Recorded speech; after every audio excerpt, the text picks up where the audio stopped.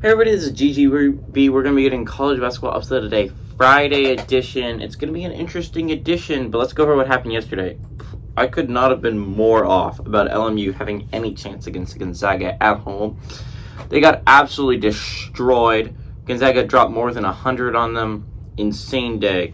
We had some close ones. I think Stanford, if they could actually hit a shot at the end of the game, could have actually had a legitimate chance of upsetting UCLA. They were leading at halftime over the Bruins and led for a significant portion of the second half. Just could not close it out, unfortunately, against UCLA. We could have had a top four upset. Again, two top four upsets in one day. Utah did not really pose any threat to Arizona. Zona ran away with that one early. San Diego made it interesting against St. Mary's at the end when St. Mary's decided to stop scoring baskets with like 10 minutes left to go. But St. Mary's eked out a victory in that one. In Houston, got a dominant victory over SMU to try and make their case for the number one overall team, and I think they will be next week, barring an upset on Sunday. We got two upsets yesterday. Purdue, a team that I thought was going to be the best in the entire nation, that looked unbeatable for so long. Rutgers beat them off some miracle three-pointer, and you were like, okay, but miracle three-pointer, I mean, buzzer beater, that's not sustainable. Purdue lost to Indiana, and Indiana kind of exposed how to beat them. To be fair, their 3 out of 4 losses have come against good basketball teams. Indiana and Maryland are tied for third in the Big Ten, and Northwestern is second in the Big Ten.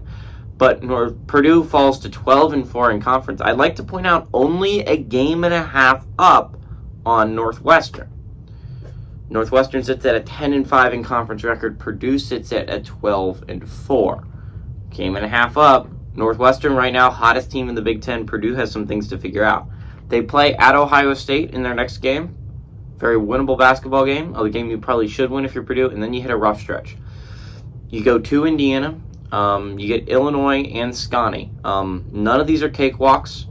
You're playing in the Big Ten. The only game that's going to be a cakewalk is Ohio State and Minnesota. Those are the only games that are going to be easy wins handed to you. You're playing in the Big Ten. Nebraska's going to fight hard. Penn State's going to fight hard. Scotty, Michigan, Rutgers, Michigan State, Illinois, Iowa, Maryland, Indiana, Northwestern. These are all they're all high-quality basketball teams, and a large portion of them are NCAA tournament quality basketball teams. So, big loss for Purdue that gives Northwestern a closer chance. Massive L for Indiana today.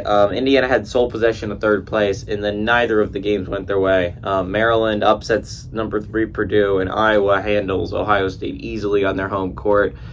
Maryland and Iowa both moved to 9-6, and Indiana now is suddenly in a tie for third place. I'd like to point out that number 4 is the spot in the Big Ten that is all that important, because if you're not familiar in Big Ten tournament terms, the top 4 seeds get a double bye. So what that means is 11, 12, 13, 14 play on the first day, and then whoever wins there, they go into the second bracket, 5, 6, 7, 8, 9, 10, and whoever wins those 2 games plays on the second day. The third day is when the top 4 teams actually start playing. So they get a double bye, which is why it's so important to get that top 4 seed, and which is why Indiana, Maryland, and Iowa are all going to be competing for that top 4 seed for a while. They're going to be trying their hardest to get that. It's a very important seed to get. One of these 3 teams is probably going to be left out. But big win for Maryland puts them into the tie for third. That was a big W for Maryland. Big win for their NCAA tourney hopes. Another upset we got yesterday, FAU traveling to Middle Tennessee State gets upset. FAU is now only up by 1 game to North Texas, the hottest team in the Conference USA, winning 7 in a row. They look darn near unbeatable right now. The Mean Green is only a game back for first place, and they could easily take that in a little bit. 22-5 overall record. Looks like a good basketball team. It's going to be tough to beat. Middle Tennessee State gets a big win. It keeps them in the top 4 of the Conference USA standings at 9-7, only a game back on UAB, so it keeps them right on the tail of the Blazers. Important game for the Blue Raiders to pick up. Anyways, let's move on to today. So today we don't have any top 25 teams playing. So if you've been following this series for a while, you know that normally if there's no top 25 teams playing, I normally do Power 6 conferences. So if any SEC teams are playing, ACC, Big 10, Big East, Big 12, or Pac-12, right? No one's playing from any of those conferences today, which leaves me in an interesting predicament. So what I did is I picked conferences that I think are going to send more than one basketball team.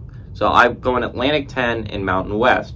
Mountain West is for sure bringing 2. I think Atlantic 10, it's possible they bring 2. I mean, you look at their standings. It's not insane to envision VCU, St. Louis, or Dayton, any of those 3 going, even if they don't win the Atlantic 10 tournament. But at 7 o'clock, we got Dayton, who's 17-9, traveling to Loyola. Chicago, who's 9-16. Dayton's favored by 7.5 on ESPN2. At 10 o'clock, we got Air Force, who's 13-14, traveling to Wyoming, who's 8-17. Wyoming actually favored by 4 on FS1. And at 10:30, we got New Mexico, who's 19-7, traveling to San Jose State, who's 16-10. San Jose State favored by 1.5 points on CBS Sports Network. So let's start off in the Atlantic 10, how that'll affect things with a win. Dayton with a win can move to 10-4, and the reason why this is super important for Dayton is a 10-4 record is only half a game out of first place for VCU. Obviously, you'll be watching the Fordham games, the St. Louis games, and the VCU game to see how those 3 work out for you in the next couple of days. But winning would be a huge deal for Dayton. On the other hand, a loss would be significant. Right now, they're in a tie for second place with Fordham and St. Louis. You would drop out of that second place, and you would drop immediately to 4th place. Now, Duquesne's only a game back on you, so a loss would put you at 9-5. If Duquesne was to win their next game, which isn't looking super unlikely, because considering they're the second hottest team in the Atlantic 10, winning 4 in a row, Duquesne, if they win their next game, would tie you for 4th place. So, big game for Dayton here. Moving on to Loyola, Chicago, where they win, they can tie UMass for second to last place. Actually, you can move out of last place and into a tie for second to last place, basically. With UMass. UMass is 4-10. With a win, Loyola Chicago can move to 4-10. With a loss, obviously, you fall to 3-11. Still in last place if you're Loyola Chicago. Moving to the Mountain West, we got 2 games going on here. We got Air Force taking on Wyoming, and we have New Mexico taking on San Jose State. That game is going to mean a lot more to the middle ground, but Air Force game is going to be extremely fascinating moving forward. Air Force, with a win, can move to 5-10 in conference, and you're asking why this is so important. 5-10 in conference would put them a half game behind Fresno State and UNLV. UNLV plays Boise State tomorrow, a likely loss. I'm not going to say for sure loss, but I think UNLV probably loses to the Broncos. Fresno State plays Colorado State, which is only 3-10 in conference, but if they pull off the upset, Air Force with a win can move to 5-10. Fresno State and UNLV could both fall to 5-10, and Air Force could enter a tie for 7th place atop in the Mountain West, which right now they sit in 9th. So they would hop up basically 2 spots with a win. With a loss, Air Force could fall to 4-11. Why is this so bad, you ask? Why is 4-11 so awful for Air Force?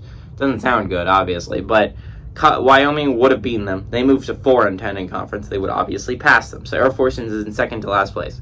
If Colorado State upsets Fresno State on Sunday, I believe, is when they play, then Colorado State would pass Air Force. With a loss today and Colorado State win on Sunday, Air Force falls into last place in the Mountain West. Not someplace you want to sit if you're Air Force and you want to make a run in the Mountain West tourney. Obviously, best case scenario for Wyoming is they win and Colorado State loses, so they move into 9th place by themselves. So, weirdly enough, if Wyoming beats Air Force, they're both rooting for Fresno State on Sunday. Anyways, moving on, also we got New Mexico taking on San Jose State. San Jose State right now sits in 5th place, but New Mexico right now is a bubble team. As a Penn State fan, we're positioned behind in New Mexico, so any New Mexico loss is beneficial for Penn State fans, or any team that's on the bubble, really. A New Mexico loss is crucial. They're traveling to San Jose State, team that's 7-6 in conference. New Mexico's 6-7 in conference. They've lost 4 straight. San Jose State's won 2 in a row.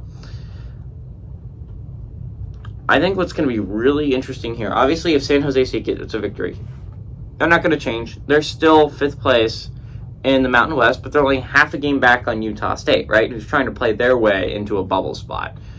San Jose State's an interesting basketball team. They're probably not a bubble team, but if you could go on a run on the Mountain West, you could probably make your case, right?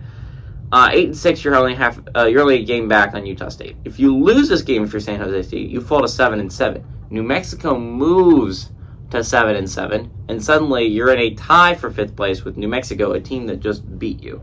I don't know if San Jose State has played New Mexico previously, but if this is their only matchup, New Mexico having a tiebreaker would be crucial against San Jose State, and that would be very painful if you're a Spartans fan.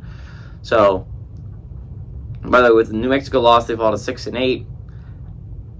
Best thing that can happen is UNLV beats Boise State, pulls out the upset. They move to 6-9, only half a game back on UNLV. Same thing for Fresno State if they beat Colorado State. Then they're only half a game back on New Mexico with a New Mexico loss. So, if you're a UNLV or Fresno State fan, big San Jose State fan tonight. Also, probably a big Wyoming fan because you want some room away from Air Force, even if you do drop them. Utah State, probably a New Mexico fan so that they can give a little bit of wiggle room so they're not, San Jose State's not right on their heels. Yeah, that's really it.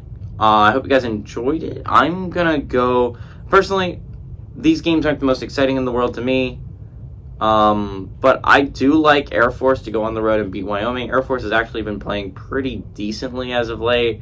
They've actually had some quality wins in their last couple of games.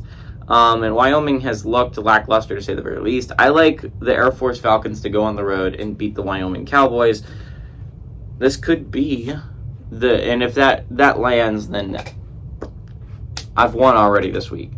So let's go, everybody. This is GGB saying adios amigos, and let's go Falcons.